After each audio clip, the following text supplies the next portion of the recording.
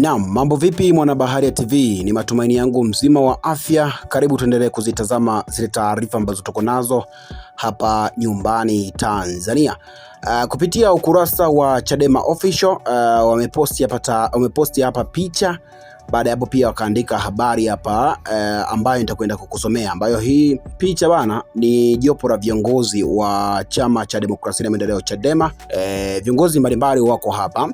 Taarifa hii inaisoma kama ilivyoandikwa. Chama cha Demokrasia na Maendeleo Chadema kinapenda kutaarifu umma kuwa leo tarehe 10 Aprili mwaka 2026, makamu mwenyekiti wa chama Mheshimiwa John Heche ameongoza jopo la viongozi wa chama katika kikao na ujumbe maalum wa mjumbe wa katibu mkuu wa Jumuiya ya Madola, rais mstaafu wa Malawi Dr. Lazarus Chakwera, ambao wapo nchini kwa ajili ya kufuatilia matukio ya ukiukwaji wa haki za binadamu yaliyoripotiwa kutokea tarehe 29 Oktoba, ambapo wananchi wengi walipoteza maisha. Walioambatana ni Mheshimiwa John Heche Mnyika, naibu katibu mkuu bara, Mheshimiwa Amani Gorugwa, mwanasheria mkuu wa chama, Mheshimiwa Lugemeleza Nshara, mwenyekiti wa Bazecha Taifa Mheshimiwa Susan Limo, na rafiki wa Chadema Mheshimiwa Jenerali Twaha Ulimwengu. Katika kikao hicho, Dr. Chakwera amepokea taarifa ya msimamo wa kamati kuu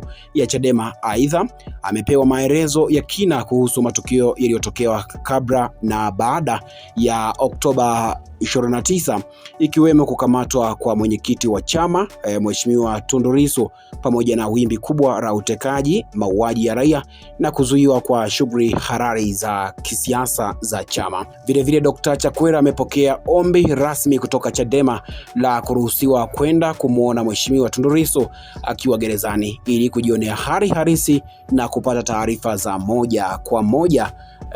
Sasa kuna maoni pia wadau wawili watatu hapa ambayo wameandika kupitia mitandao ya kijamii. Mmoja huyo anasema, elewa kuwa Chadema ni kama maji, usipoyanywa lazima utayaoga. Mungu awabariki viongozi wa Chama cha Demokrasia na Maendeleo Chadema. Mwingine anasema, Mola wetu, tunakuomba utulinde sisi Watanganyika wote wapenda haki, na uwarinde viongozi wetu na kila shari ya usiku na mchana zidi ya maadui, kwani hakuna mlinzi bora kama wewe. Ujumbe huu wa mwisho, huyu hapa anasema mimi naona Lissu aombe msamaha wa Tanzania wote ili asamehewe, kwa sababu ni kosa lake la kwanza. Mahakama inaweza kumhukumu miaka kadhaa, alafu kwenye 2045 akatoka kwa msamaha wa rais. Tofauti na hapo, apambane na hali yake. Hakuna kuona huruma kwa mtu ambaye hakuwaonea huruma wa Tanzania wenzake wakaingia kufanya vurugu, akijua fika yeye kama mwanasheria lile ni kosa kubwa sana. Sawa, asante sana mwana Baharia TV kwa ambaye unatusikiliza na kutufuatilia kila dakika. Cha msingi na cha sekondari, bonyeza neno subscribe kisha alama ya kengele ili uendelee kuwa mwanafamilia wetu.